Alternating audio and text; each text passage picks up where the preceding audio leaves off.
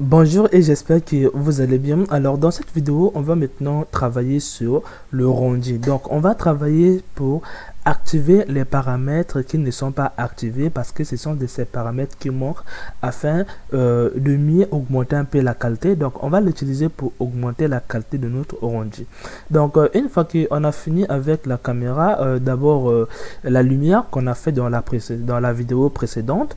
Dans cette vidéo, on va gérer le rendu. Donc on va venir ici pour gérer la qualité de notre rendu. Donc ça va ramer donc des paramètres qu'on va utiliser qui sont énormément lourds. Donc on va les utiliser bien à la fin. Donc si vous voulez voir les vidéos précédentes, vous avez le lien en description des 3 vidéos et même pour cette vidéo. Donc je vais juste les copier. Alors une fois que nous sommes ici, la première des choses qu'on devait régler, on a déjà fait cela parce que c'était important.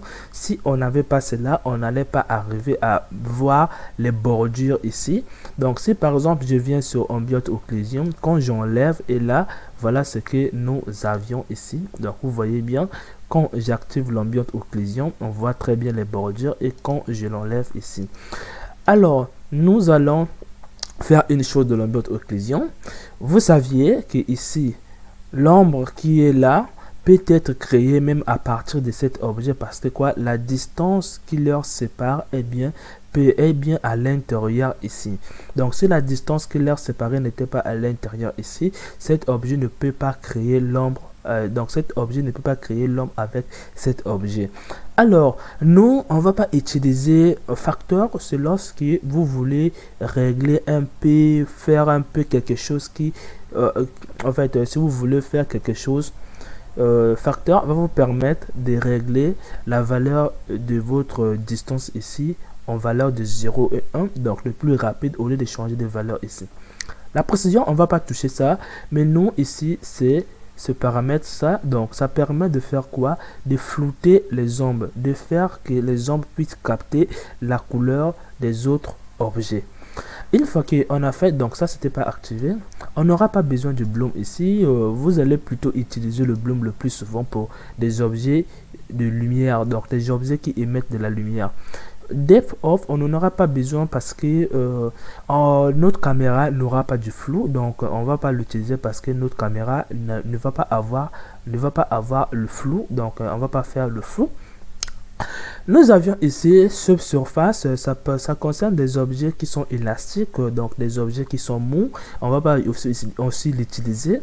Nous avions ici les réflexions, donc vous allez le cocher pour activer les réflexions, sinon votre rendu n'aura pas de réflexions.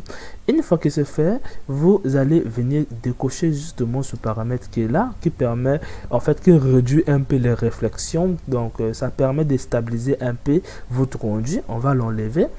Vous allez venir ici de faire en sorte que la lumière qui est ici peut venir être, en fait, l'objet qui est là peut capter la lumière de cet objet, donc la couleur de cet objet ou encore les réflexions. C'est parce que quoi, toujours cette même définition, parce que ça se trouve à une distance qui est inférieure à la distance qui est là. Donc là, par défaut, c'est 0,2. Les objets qui sont ici n'influencent pas lui. Mais si par exemple, on vient ici, on met 20, vous allez peut-être pas constater quelque chose, mais en fait, il y a l'influence qui s'est déjà entrée Alors, donc vous regardez bien, c'est noir, je ne sais pas comment vous les expliquer. Si j'enlève ici et quand j'active, vous sentez bien. Alors, les autres paramètres, on va pas y toucher, même la précision, on va pas y toucher. Alors, une fois que c'est fait, on va pas toucher au volume, les performances, on va pas l'utiliser, ça va ralentir seulement notre rendu. Le curve, non, les shadows, oui. Les shadows ici, c'est ce qui va permettre à votre rendu de mieux s'adapter. Mais, oh là là, ça consomme de la puissance. Donc, faites très attention avec les shadows. Ça va augmenter la qualité, réduire les erreurs, mais attention, vous allez avoir un problème de ralentissement. Donc, on va l'utiliser à la fin. C'est très important. On va l'utiliser à la fin. Les Simplify ici, notre rendu n'a pas encore commencé à ramer. Sinon, on devait utiliser les Simplify. Donc, vous allez venir ici. Vous allez mettre ici une valeur donc, de 250 seulement. On utilise des valeurs au hasard. Donc, une fois que c'est fait, vous allez venir maintenant mettre le matériau sur votre objet. Donc, c'est très important de bien gérer la lumière, ensuite finir par les matériaux. Alors, une fois que nous sommes ici, vous allez augmenter la roughness ici. Ça permet de faire en sorte que l'objet ne puisse pas vraiment refléter. On n'aura pas besoin de réflexion. On va augmenter le métallique ici. Donc, le métallique va nous permettre de capter la lumière qui se trouve aux environs. Donc tout autour de votre objet va capter la lumière. Donc j'espère que vous avez compris cela. Donc le specular ici, ça va nous permettre d'augmenter les réflexions si on en avait, mais puisque on a le métallique, ce n'est plus important d'en avoir parce que quoi, vous avec ceci, vous êtes en train de tout capter, mais avec ceci en fait, vous ne captez pas la lumière, en fait vous ne captez pas ce qui se trouve aux environs, mais vous captez seulement la lumière qui arrive de vos lampes. Alors, une fois que c'est fait, on va changer un peu la couleur pour diminuer un peu l'intensité de la lumière sur notre objet. Donc, vous allez diminuer un peu la couleur comme ça. Je ne sais pas si ça vaut le coup. Un peu comme ça. Donc, on va diminuer l'intensité de nos lampes aussi.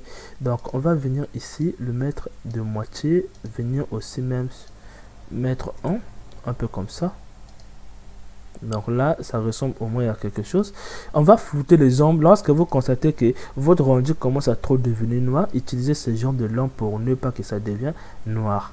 Donc on va venir ici, se placer là pour voir un peu. Donc vous constatez bien ce que ça donne. Alors, une fois qu'on a fait ceci, nous allons maintenant finir par utiliser un peu plus de paramètres. Donc vous allez venir ici.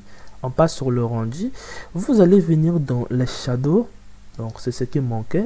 Vous allez venir dans les shadows et vous assurez-vous d'augmenter déjà cette valeur qui est là. Puisqu'on utilise le soleil, donc vous allez venir ici prendre 4000 et quelques. Puisqu'on utilise aussi les autres lampes, donc on va aussi prendre 4000 et quelques. Donc là, ça va vraiment ramer parce que quoi, on va utiliser la puissance. Une fois que vous avez fait cela, vous allez venir maintenant sur Add et vous allez venir prendre les indirect volume. Ça va nous permettre d'optimiser un peu au niveau des ombres.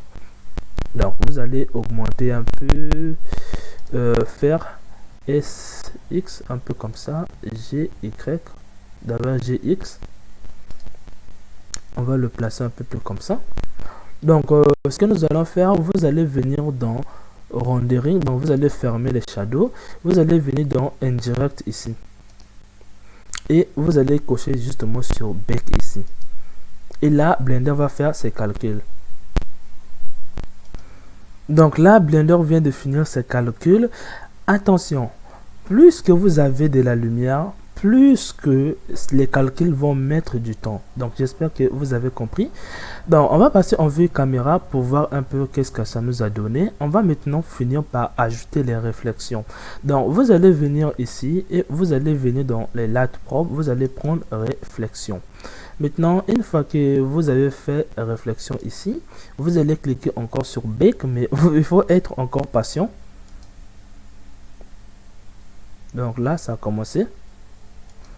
Donc là, Blender vient de finir ce calcul qui met un peu plus de temps parce que quoi, nous sommes en train d'utiliser la puissance d'Eevee. Donc vous constatez maintenant comment Eevee est aussi gourmand en termes de calcul. Donc là, si vous constatez que vous avez trop de la lumière ici ou encore vous avez perdu d'ombre, vous pouvez cliquer sur le soleil ici d'ailleurs et revenir ici, diminuer un peu la valeur du soleil ici pour avoir un peu d'ombre au niveau d'ici.